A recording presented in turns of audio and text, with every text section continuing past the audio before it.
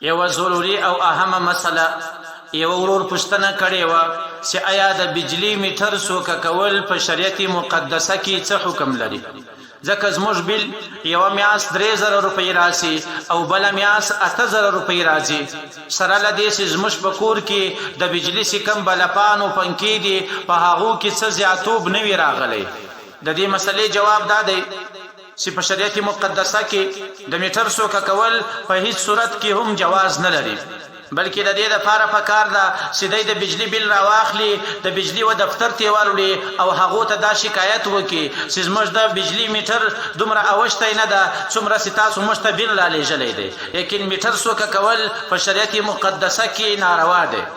دا یو عام غلا، دا یو داسې ده لکه دا نور غلاوي، دا هم یو غلا ده لکه عام غلاوي، دا رقم ته ده، بلکې تر دا نور عام غلاو لا هم د دې ګناه زیاته ده. ځکه بجلی چې دا یو اجتماعي مال ده، په دې کې ټول مسلمانان سره شریکان دي. په دې باندې که چیرې یو انسان څوک معاف کړي هم دی نه معافیږي. نو موږ تاسو ته پکار ده چې باید د میټر له بندېدو څخه ځان وساتو.